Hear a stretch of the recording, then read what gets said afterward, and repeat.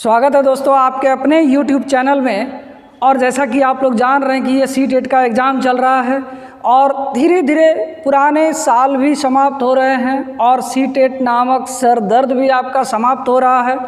लेकिन आप लोग देख रहे होंगे कि किसी शिफ्ट में एग्ज़ाम बहुत टफ आ रहा है, क्वेश्चन पेपर किसी में बहुत इजी आ रहा है।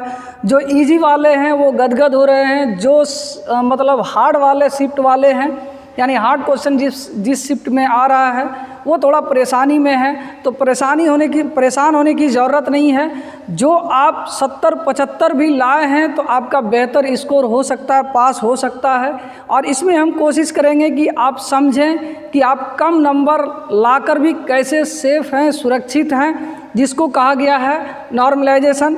और नॉर्मलाइजेशन की बात हालांकि सी-टेट अपने वेबसाइट पर कर चुके हैं। इसके अलावे जो 16 तारीख से एग्ज़ाम स्टार्ट हुआ था तो उसके बाद आपका सिस्टम क्रैश हो गया था या सर्वर डाउन हो गया था, तो उसके बाद के एग्ज़ाम में जो है 20 तारीख से फिर हुआ, तो अभी चल ही रहा है।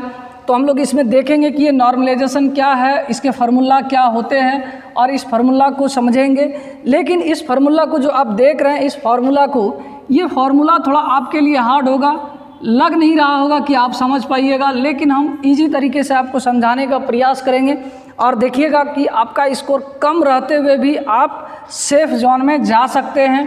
तो आइए देखते हैं हम लोग। मान लिया जाए कि जैसा कि हम लोग जान रहे हैं कि 16 तारीख से एग्ज़ाम शुरू हुई है और ये एक एग्ज़ाम में यानी 20-12 का बात करें, 20-12 की बात करें तो ये 20-12 को कई कैंडिडेट्स बैठते हैं। यानी 20 दिसंबर का एग्ज़ाम की बात करें तो उसमें मान लिया जाए कि 1000, 2000, 5000, 10,000 तो ज़रूर कैंडिडेट बैठेगा। तो इसकी बात करें हम लोग तो मान लिया जाए कि कैंडिडेट्स हम लोग 5 कैंडिडेट्स का यहाँ पर नॉर्मलाइजेशन करेंगे, जो कि देखेंगे कि जो संभव हो सके। तो मान लिया जाए कैंडिडेट फर्स्ट अपना स्कोर हम लोग जान रहे हैं कि इसमें कितना मार्क्स का हो रहा है, 150 का हो रहा है। तो मान लिया जाए कि जो फर्स्ट शिफ्ट था यानी 20-12 का जो क्वेश्चन था वो बहुत हार्ड था और हार्ड होने के वजह से लोग जो है ना आपका 60% यानी 90 का स्कोर भी नहीं कर पाए हैं। तो आप घबराइएगा नहीं, देखिएगा किस तरह से आपका नंबर एकदम सेंसेक्स की तरह उछाल मारेगा। ये सेंसेक्स है, तो समझने का प्रयास करते हैं कि 20-12 को है। मान लिया जाए कि बहुत क्वेश्चन टफ है तो पहला कैंडिडेट 60 लाया, दूसरा 65 लाया, तीसरा 70 लाया, चौथा 75 लाया और पाँचवा 80 लाया। अब वही एग्ज़ाम सी-टेट का दूसरा शिफ्ट में यानी 21-12 की बात करें तो मान लिया जाए कि उसमें थोड़ा सा क्वेश्चन 20 के मुकाबले में थोड़ा सा इजी पूछ दिया। तो इजी पूछ दिया तो उसका स्कोर हो गया 70। कोई कैंडिडेट फर्स्ट कैंडिडेट 70 लाया, दूसरा कैंडिडेट 75 लाया, तीसरा 80 लाया और चौथा 85, पाँचवा 90। अब 22 तारीख वाला ऐसा हुआ कि इसका और हार्ड मतलब और इजी क्वेश्चन आ गया 22-12 को। तो इजी आने के कारण 90, 95, 100, 105 और 110 अलग अलग कैंडिडेट्स लाए हैं। अब यहाँ पर गौर कीजिए कि जो 90 से ऊपर लाए होंगे उसको लग रहा होगा कि मेरा स्कोर बहुत अच्छा है, और जिसको जो 60-65 के रेंज में लाए होंगे उसको लग रहा होगा कि हम तो पास कर ही नहीं पाएंगे। लेकिन घबराने की बात नहीं है। देखिए अब यहाँ बात करें कि हम लोग 20-12 के 5 कैंडिडेट का यदि औसत निकालें, 60, 65, 70, 75 और 80 का औसत, मालूम है कि आपको औसत निकालने आता भी होगा कैसे। टोटल को जोड़ेंगे और 5 कैंडिडेट है तो 5 से डिवाइड करेंगे तो शायद 70 आना चाहिए। तो चलिए 70 आ गया। अब 21-12 का सभी कैंडिडेट्स का एवरेज निकालेंगे। अब देखिए यहाँ 5 कैंडिडेट हम बताए हैं, मान लिया जाए 2000 कैंडिडेट बैठे होंगे, 10,000 कैंडिडेट बैठे होंगे। तो 2000 या 10,000 जितना 10,000 ही बैठा है तो 10,000 का भी टोटल का मार्क्स को ऐड कर देंगे और उतना से 10,000 से डिवाइड कर देंगे तो उसका औसत निकल जाएगा। तो यहाँ पर भी औसत निकालेंगे तो कितना होगा, 80 होगा। अब गौर कीजिएगा कि 22 वाला भी औसत आपका 100 होना चाहिए। अब देखिए यहाँ पर हम लोग यदि 2 शिफ्ट की बात करें, 20 और 21 डेट का एग्ज़ाम की बात करें, अब ये कैंडिडेट 70 लाया है, ये 80 लाया है, तो ये कितना का डिफरेंस है। यदि ये दोनों का औसत का बात करें तो यहाँ पर 10 का डिफरेंस है। तो यदि 10 का डिफरेंस है तो सब में क्या करेंगे, 10-10 को जोड़ देंगे। इसमें भी +10 करेंगे, इसमें भी +10 करेंगे,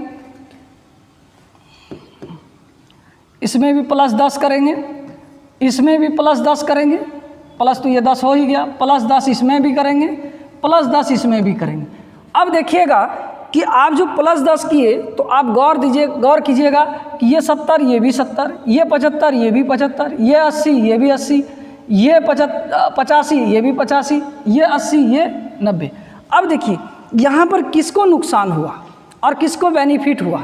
और यदि नुकसान की बात करें तो देखिए जिसका कम स्कोर था उसको 10 मिल गया, ये 70 हो गया, और जिसका 70 था तो वो 70 रह ही गया।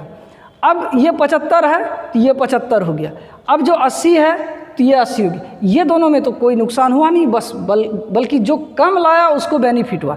अब देखिए जो कम लाया और उसको कितना बेनिफिट हो सकता है।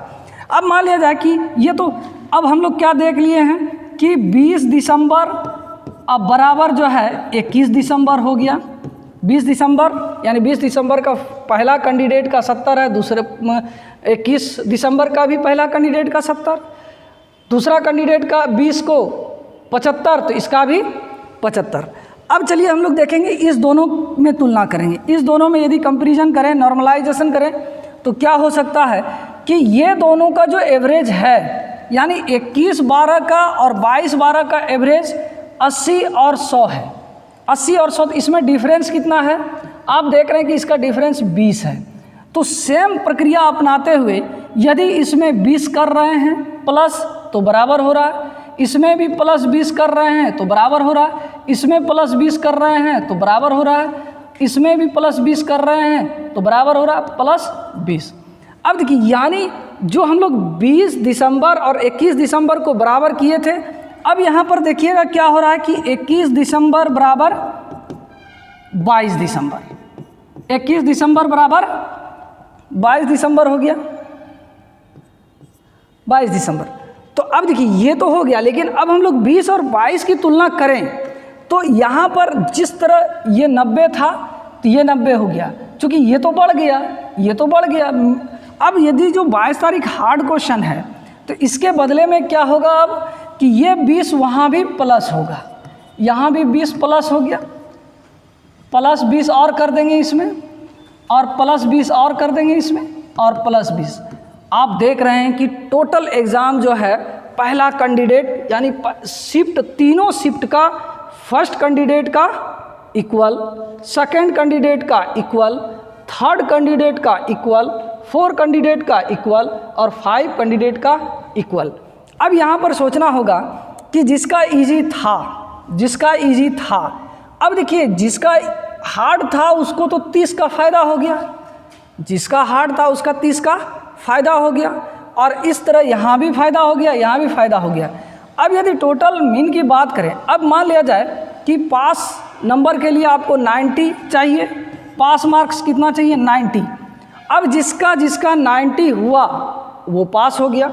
अब देखिए 60 20 70 10 80 हो गया, ये 30 इसको प्राप्त हुआ फिर भी पास नहीं हुआ। इसको ये हार्ड क्वेश्चन था, इसको भी 30 मिला लेकिन इसको ये भी पास नहीं हुआ। अब देखिए यहाँ पर बात करें कि यहाँ पर भी ये 30 प्राप्त किया, सॉरी 65 20 85 10 95, ये पास कर गया, ये भी पास कर गया, अब इधर पास कर गया, इसको नहीं, ये पास नहीं किया। अब देखिए इसको 20 मिला, इसको 20 मिला तो ये 70 से 90 हो गए, ये 95 हो गए, ये 80 भी 100 हो गए, और ये 105 हो गए, ये 110 हो गए। अब यहाँ पर देखिए हम हालांकि सबके लिए 90 लिए थे, मान लिया जाए कि यहाँ 85 लेते तो इसको कुछ नहीं मिलता, मान लिया जाए कि 89 लेते तो 89 लेते तो इसको कुछ नहीं मिलता, जब कुछ नहीं मिलता तो ये 90 लाकर भी क्या हो गए, फेल हो जाते, 90 लाकर भी फेल हो जाते। तो आप देख रहे हैं कि इस तरह से निकाला जाता। और इसके पहले जो आपको हम बताए थे ये एक फार्मूला है, हालांकि वो शॉर्ट तरीका था, सिंपल तरीका था, जो आप नॉर्मलाइजेशन में देख पा रहे हैं कि ये जो है कम नंबर लाने वाला का यानी हार्ड यानी टफ पेपर होने वाले का पास नंबर आ सकता है। यदि आपका नंबर भी इसी तरह टफ पेपर में हुआ है तो नॉर्मलाइजेशन के तहत आपका वो बढ़ेगा। और यदि ये इजी रहता तो यहाँ पर देखिए 95 लाया तो 95 ही रह गया, और यहाँ पर देख सकते हैं कि ये 90 लाकर भी 110 हो गया इसका।